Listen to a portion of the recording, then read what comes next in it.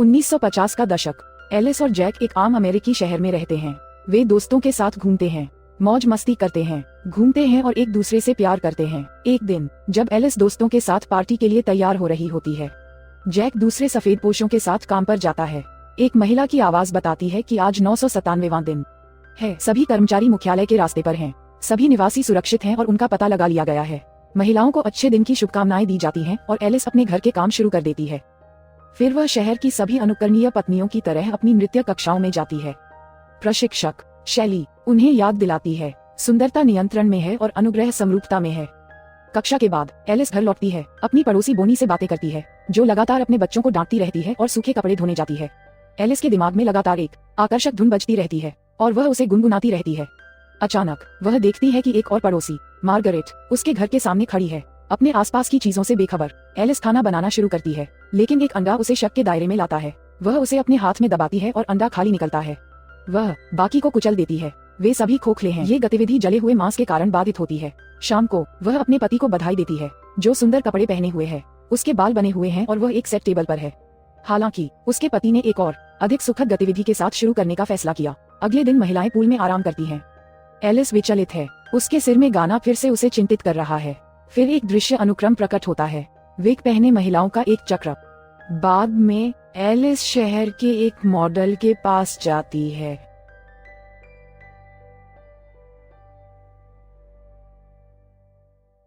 इस दौरान पुरुष विचलित करने वाले विषयों पर चर्चा करते हैं। सब कुछ सभ्य, धूप और शांत है। एक संकेत बजता है और शैली नए निवासियों का स्वागत करती है। वह खुश है कि दंपति अपने पति फ्रैंक से सीख सकते हैं, जिन्होंने कुछ असाधारण एक नई दुनिया बनाई है। मार्गरेट शैली के भाषण को बीच में ही रोककर कहती है कि उसे और उसके पति को यहाँ नहीं होना चाहिए। एलिस का पति उसे जल्दी से दूर ले जाता है और नए आए फ्रैंक मेहमानों से माफी मांगते हैं। ये जोड़ा मुश्किल दौर से गुजर रहा है। उन्हें सपनों का पीछा करने और अराजकता का सामना करने का काम सौंपा गया है, जो प्रगति का मुख्य दुश्मन है, और वे सभी दुनिया को बदल देते हैं। मेहमान फ्रैंक के शब्दों को दोहराते हैं, यहाँ हर कोई खुश है, वे सभी एक परिवार हैं।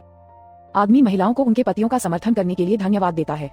वे उनका सहारा हैं। मजा जारी रहता है। एलिस जैक को खोजने जाती है, लेकिन मार्गरेट को पाती है, जो कहती है कि उसे बुरे सपने आते हैं कि वह यहाँ नहीं हो सकती। लेकिन एलिस का पति जल्दी से एलिस के सामने पर्दा खींच देता है। एलिस अपने पति को घर में पाती है। जैक उसे चूमता है और जोड़े को कुछ समय अकेले में बिताने का मौका मिलता है।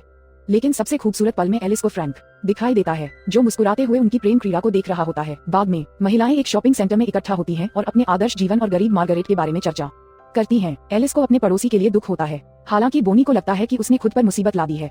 आखिरकार वह अपने बेटे को रेगिस्तान में अकेले ही ले गई थी। उन्होंने उसे ढूंढ लिया, लेकिन बच्चा नहीं मिला। बातचीत इस ओर मुड़ती है कि वे लोग क्या कर रहे हैं।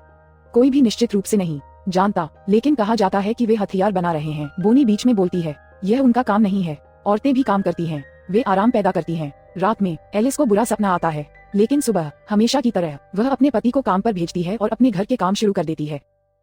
फिर वह एक यात्रा पर निकल जाती है। वह ट्रॉली बस में अकेली रह जाती है और कहती है कि वह बस सवारी करना चाहती है। अचानक वह पहाड़ों की ओर उड़ता हुआ एक विमान देखती है और फिर दुर्घटनाग्रस्त हो जाती है। एलिस ड्राइवर को चिल्लाती है, लेकिन वह समझ नहीं पाता कि वह क्या चाहती है। वह उससे पीड़ितों की मदद करने का आग्रह करती है, लेकिन वह अपने रास्ते पर है और अपना रास्ता नहीं बदल सकता। एलिस ट्रॉली बस से कूदकर पहाड़ों की ओर भागती है। वह रेगिस्तान में बहुत दूर तक चलती है, फिर एक सड़क पर पहुंचती है और एक ऊंचे पहाड़ पर चढ़ती है, जिसके ऊपर एक अजीबोगरीब गुंबद है। वह करीब आती है और एक शीशे के पास रुक जाती है। उसके आसपास कोई नहीं है, सिर्फ उसका प्रतिबिंब है। एलिस अपने हाथ शीशे की ओर उठाती है और बेहोश हो जाती है। अंधेरे में उसके सामने नाचती हुई महिलाओं का एक घेरा और एक पुरुष की आवाज व्यवस्था का आह्वान करती है। लोगों को खुद को ये पता लगाने की अनुमति देनी चाहिए कि जीवन कैसा होना चाहिए। अगले ही पल एलिस खुद को बिस्तर पर पाती है। रसोई में आकर वह जैक को रात का खाना बनाते हुए देखती है। बर्तन अस्त व्यस्त पड़े हैं, बहुत सारा सामान खराब हो गया है। एलिस को समझ में नहीं आता कि क्या हो रहा है और उसका पति बताता है कि जब वह काम से आया तो वह पहले से ही सो रही थी और वह ट्रॉली बस से घर लौटी। एलिस को समझ नहीं आता क्या ड्राइवर उसके लिए वापस आया था, लेकिन अब जैक अपनी पत्नी को असमंजस की दृष्टि से देखता है। एलिस को लगता है कि उसने सब कुछ सपने में देखा था। अगली सुबह सब कुछ सामान्य रूप से चलता है। एलिस अपने पति को विदा करती है और खिड़की का शीशा साफ करना शुरू करती है, लेकिन अचानक ऐसा लगता है कि शीशा हिलने लगता है। यह उसे दीवार से दबा देता है और महिला सांस लेने के लिए हौंफने लगती है। अगले ही पल फोन बजता है और एलिस पूरी तरह से मुक्त हो जाती है। फोन पर मार्गरेट की आवाज उसे वहाँ से निकल जाने के लिए कहती है। आखिरकार वह वहाँ थी और उसने ये सब खुद देखा था। एलिस फिर से नाचती हुई महिलाओं को देखती है, लेकिन अब वहाँ वह खुद और उसकी सहेलियां हैं। और अचानक अपने प्रतिबिंब के बजाय मार्गरेट प्रकट होती है, जो दूसरी ओर से दर्पण के पास आती है और दर्पण की सतह पर अपना सिर पटकना शुरू कर देती है। एलिस चीखती है और होश में आती है। वह घर भागती है और मार्गरेट को अपने घर की छत पर देखती है। एलिस की ओर मुड़ते हुए महिला अपना गला काट लेती है और नीचे गिर जाती है। एलिस डर के मारे चीखती है और वहाँ पहुँचे कर्मचारी उसे उठाकर पड़ोसी के शव को ले जाते हैं। शाम को वह जैक को समझाने की कोशिश करती है, लेकिन वह अपनी पत्नी की बात पर विश्वास नहीं करता। मार्गरेट अस्पताल में है। उसने खिड़कियां धोते समय गलती से खुद को काट लिया। एलिस को दोषी महसूस होता है क्योंकि उसके पड़ोसी ने मदद मांगी थी। उनके आसपास क्या हो रहा है? वह उससे पूछती है कि वह उसे बताए कि वह प्रोजेक्ट पर क्या कर रहा है, लेकिन वह इसके बारे में बात नहीं कर सकता। वह उससे नखरे बंद करने के लिए कहता है, जो सब कुछ बर्बाद कर सकता है।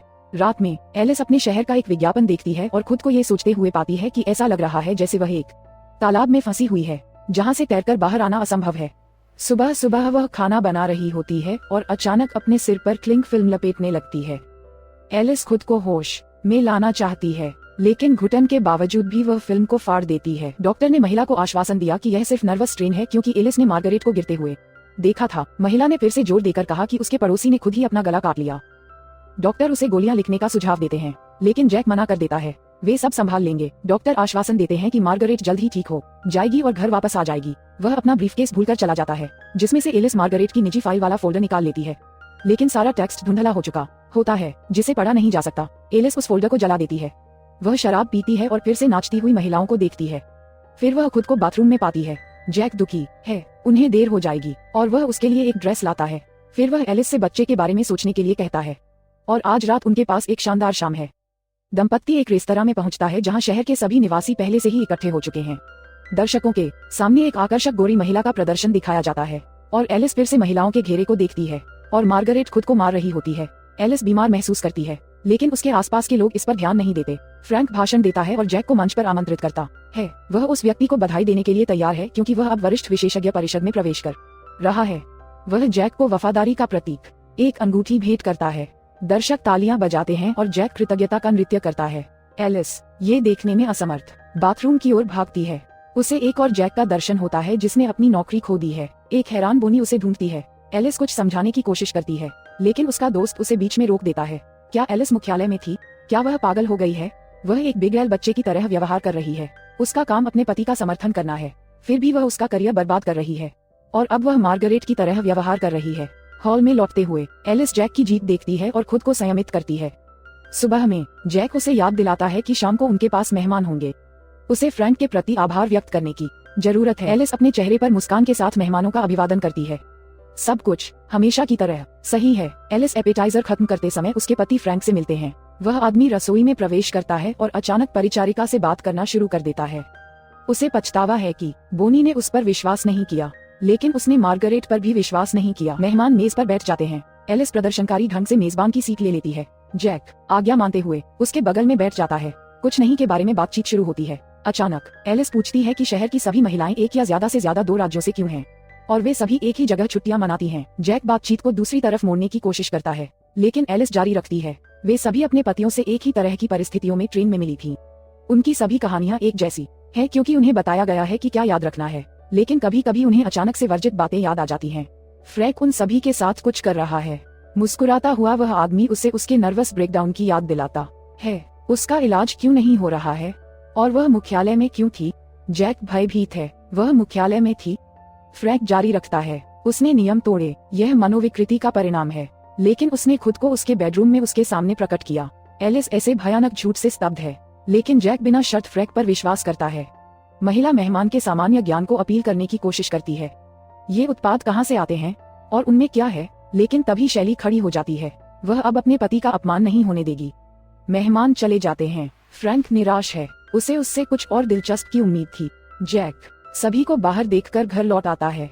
एलिस उसे ये बताने की कोशिश करती है कि वह उसके लिए सबसे कीमती व्यक्ति है, और वह यहाँ से कहीं भी सिर्फ साथ में जाने के लिए कहती है, और जैक सहमत हो जाता है। वे घर से निकलते हैं और कार में बैठ जाते हैं, और फिर पति अपनी पत्नी से माफी मांगता है, लेकिन अगले ही पल कर्मचारी उसे कार से बाहर खींच लेते हैं और अंधेरे में ले जाते हैं।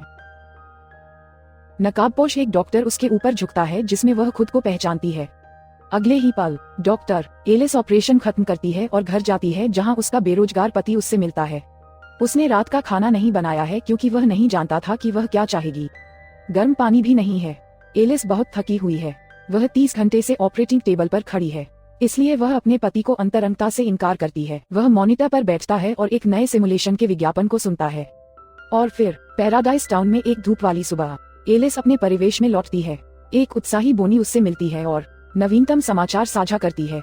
एलिस अपने बच्चों को गले लगाती है और अपनी दोस्त के चिंतित चेहरे पर ध्यान नहीं देती है। उसका पति काम पर चला जाता है। एलिस घर के काम करती है, नाचती है और तैरती है और उसकी मुलाकात अपने पति से होती है। वह रोस्ट को ओवन से बाहर निकालती है जबकि जैक एक रिकॉर्ड उठाता है। एक गाना गुनगुनाता है जो एलिस को जगाता हुआ प्रतीत होता है। जैक अंधेरे शहर से होते हुए अपने अपार्टमेंट में प्रवेश करता है। इस बीच उसके शारीरिक लक्षण बताए जाते हैं। वह अपनी दोस्त एलिस के साथ विजय परियोजना में भाग लेने के लिए पूरी तरह फिट है और वह अपनी पत्नी के शरीर की महत्वपूर्ण गतिविधियों को बनाए रखने की जिम्मेदारी लेता है। एलिस खुद को बिस्तर पर बंधी हुई और तारों से उलझी हुई देखती है। जैक उसके शरीर की परवाह करता है क्योंकि उसे हर दिन सिमुलेशन से बाहर निकलना पड़ता है और इसके लिए काम करना पड़ता है। वह आदमी उसके बगल में लेट जाता है और वह गाना गुनगुनाता है जो इस समय एलिस सुन रही है। उसे एहसास होता है कि उसने उसे वास्तविक जीवन से वंचित कर दिया है, लेकिन ऐसा उस आदमी ने उसे लगातार काम से बचाने के लिए किया था। फ्रैंक ने ये दुनिया इसलिए बनाई ताकि वे जैसे चाहें वैसे जी सकें। वह इसके लिए जी जान से काम करता है, लेकिन वह खुश है। लेकिन बाकी लोगों का क्या? तो वे वास्तव में बंधक हैं। जैक उसे गले लगाता है, लेकिन एलिस उसके सिर पर वार करती है। अगले ही पल बोनी उसे ढूंढ लेती है। जैक मर चुका है और वह तुरंत फ्रैंक को इसकी सूचना देती है। बोनी कबूल करती है कि वह सिमुलेशन के बारे में सब कुछ जानती है। उसने खुद ये जीवन इसलिए चुना क्योंकि यहाँ वह अपने बच्चों के साथ रह सकती है जो जीवित हैं। लेकिन अन्य महिलाओं को कुछ नहीं पता। एलिस को भागना होगा वरना वे उसे मार देंगे। महिला बाहर यार्ड में जाती है, जैक की कार के पास जाती है और रेगिस्तान में चली जाती है। कर्मचारी उसका पीछा करते हैं, कारें उसे पकड़ लेती हैं, लेकिन एलिस एक चाल चलते हुए टक्कर का कारण बनती है जिसमें एक डॉक्टर की मौत हो जाती है। उसके पीछा करने वाले पीछा करना जारी रखते हैं। फ्रैंक को घटना की सूचना दी जाती है। वह महिला को किसी भी कीमत पर पकड़ने का आदेश देता है।